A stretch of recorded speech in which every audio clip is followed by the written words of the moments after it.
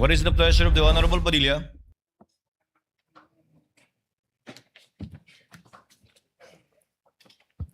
Ginoong, Will the gentleman explain his vote? opo.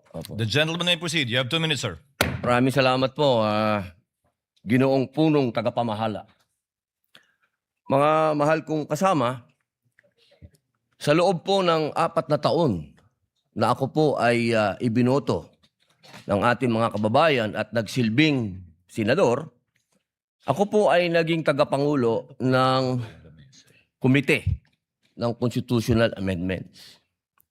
At tuwing meron pong pagdinig, ang lagi po naming pinapatawag ay yung mga sumulat ng konstitusyon bilang sila po ang nakakaalam kung ano ang puso, ang diwa ng konstitusyon. Malinaw po na kung meron tayong pakikinggan, ay yung creator. Hindi po ba? Tayo naman po lahat ay naniniwala sa Panginoong Diyos, kaya tayo po ay naniniwala sa salitang creator, tagapaglikha. At ang lumikha po ng konstitusyon ay itong mga taong nabanggit sa ipinamahagi ng ating mahal na Senadora Cayetano. Malinaw po dito. Nasabi na po sa English ito.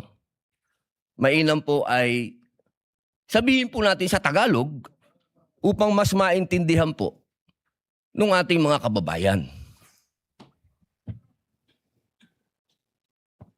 Humingi po ako ng tulong sa Google kasi legal terms po ito. Hindi naman po ako nagtapos sa UP, hindi rin po ako nagtapos sa Ateneo, nagtapos po ako ng criminology at UP rin sa University of Prison. Ang sabi po dito, sa Tagalog po Ginoong Presiding Officer, eksakto ko itong hinihain dahil nagkaroon tayo ng pagkakaiba pagdating sa punong maestrado ng Korte Suprema. Ngunit sa paglilinaw na iyon, na sa lahat ng ibang mga kaso ay ang Pangulo ng Senado ang mamumuno. Kaya binabawi ko ang nasabing susog. Ang nagsabi po nito ay ang dating Justice Davide. Ngayon, mga mahal kong kasama, at sa ating pong mga taga-subaybay, ang batas po ay precise. Hindi po ito pwedeng iba-ibahin o baluktutin. Kung ano ang sinabi lalo ng saligang batas, ay sana po ay panghawakan natin. Ngayon, sa loob po ng 4 na taong ko dito, lagi pong sinasabi yung tradisyon. Minsan, yung rules na yan, nawawala yan Ilang beses na ho ako naguluhan dito dahil, teka, sundin natin yung tradisyon kaysa yung rules. 2 beses na po nagkaroon ng impeachment. Yung unang impeachment, ang nag-preside ay yung Chief Justice, yung kay Pangulong Estrada. Yung sumunod po, nandito na po ako nun. Ang nag-preside ay ang mahal na Bicolanong kaibigan ko, Senador Chis Escudero.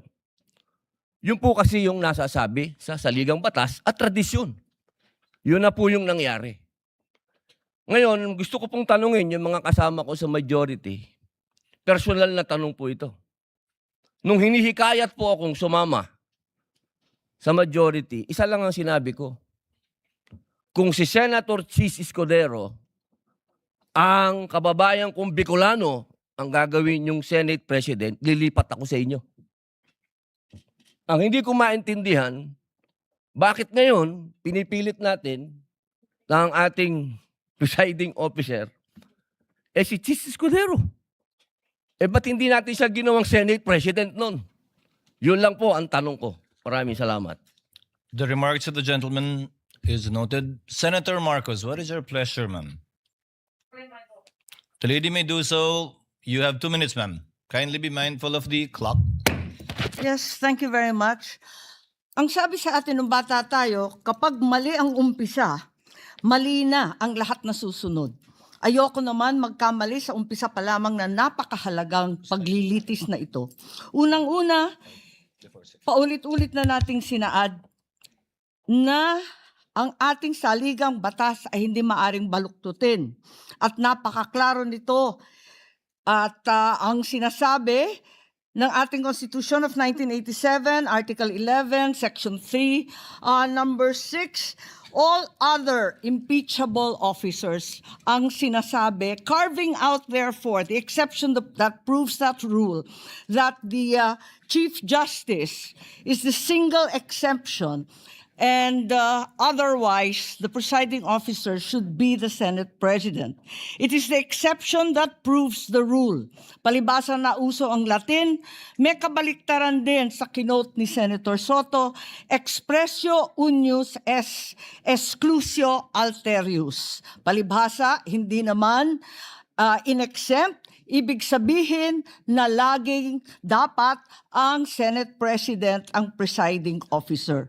Ikalawa, nakita naman natin ang mga debate, ang listahan ng mga sinabi at paliwanag nung dating Chief Justice natin, si Mr. Davide, nung panahon, nung convention. Contextual reading and the thorough debate do not allow for any interpretation whatsoever.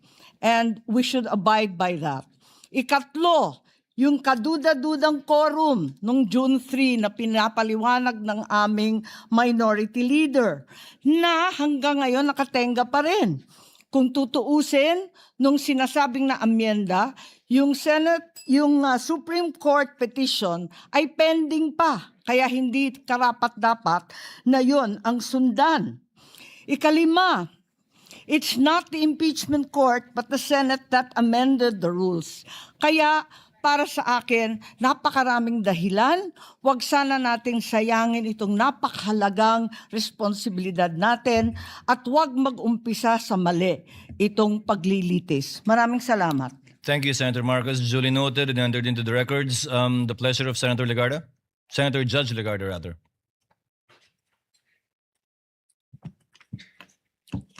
Thank you, Mr. Presiding Officer.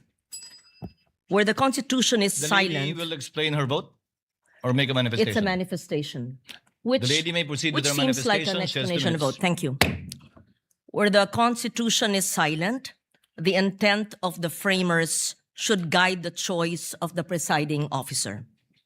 Any departure from the traditional arrangement must be approached with caution, as it may place the validity and the legitimacy of the entire impeachment in doubt.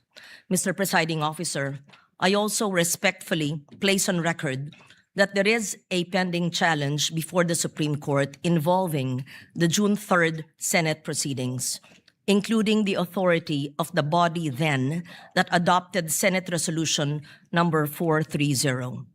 This manifestation is made to place on record that we are not yielding our position in the pending case and is without prejudice to the final determination of the Supreme Court. Thank you, Mr. Presiding Officer.